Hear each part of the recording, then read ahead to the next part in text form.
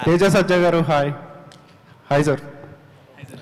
Actually ఇందాక వివేక్ గారు చెప్పారు కదా, 1 కోటి అనుకుంటే 10 కోట్లు, 10 కోట్లు అనుకుంటే 20 కోట్లు అని చెప్పి. అలాగే ఇప్పుడు బాక్స్ ఆఫీస్ టార్గెట్ కూడా మీరు అలాగే పెట్టుకున్నారా? అంటే హనుమాన్ 350 crores చేసింది కదా, ఇప్పుడు మిరాయ్ 500 crores ఏమన్నా కొట్టే ఛాన్స్ ఉందనుకుంటున్నారా? సార్ హనుమాన్ దేవుడిది సార్, నాది కాదు.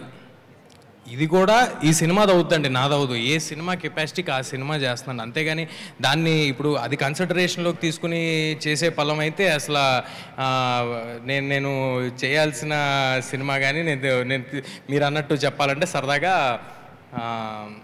అవన్నీ వేరేలాగా ఉంటాయి. దాన్ని ఎప్పుడు కన్సిడరేషన్లోకి తీసుకోలేదండి. సో ఏ సినిమాకి తగ్గట్టు ఆ సినిమా చూసుకోవాలి. జై హనుమాన్లో ఉన్నారా లేదా మీరు? సార్ జై హనుమాన్ చాలా క్లారిటీ ఏంటంటే దాంట్లో సినిమా ఎండింగ్ హనుమంతుల వారి మీద చేయడం జరిగిందండి. సో ప్రొడామినెంట్లీ హనుమంతుల వారి క్యారెక్టర్ మీద సినిమా ఉంటుందండి. అందులో హనుమాన్ కూడా ఉంటాడు. హనుమాన్ కూడా ఉంటాడు. కంప్లీట్ కానీ అంతే సార్. అది ఇంకా టూ ఎర్లీ, చాలా చాలా టైం పడుతుంది అంతా. అప్పుడు తేజ గారు, అండ్ ఈ మిరాయితో హిట్ కొట్టిన తర్వాత మీరు మ్యారేజ్ చేసుకోబోతున్నారంట, నిజమేనా? అమ్మా మ్యారేజ్ సార్ ఇది ఫస్ట్ టైం వింటున్నాను నేను. ఇదైతే లేదు, ఇప్పట్లో ఇంకా 5 ఏళ్ళు మ్యారేజ్ లేదు. కానీ సరే, విశ్వప్రసాద్ గారు ఆయన డెసిషన్ తీసేసుకున్నారు.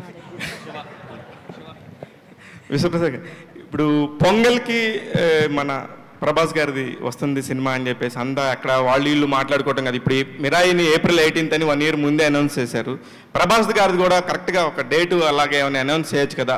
అదను ఇంకా కూడా షూటింగ్ 50% కూడా అవ్వలేదు, 60% అవ్వలేదు. ఇలాంటి రూమర్స్ అన్నిటికీ ఒకసారి చెక్ పెట్టొచ్చు కదా మీరు. ప్రభాస్ ఫ్యాన్స్ అందరూ ఎదురు చూస్తున్నారు. అంటే దానికి ఒక ఈవెంట్ పెట్టి డెఫినెట్గా అనౌన్స్ చేస్తామండి.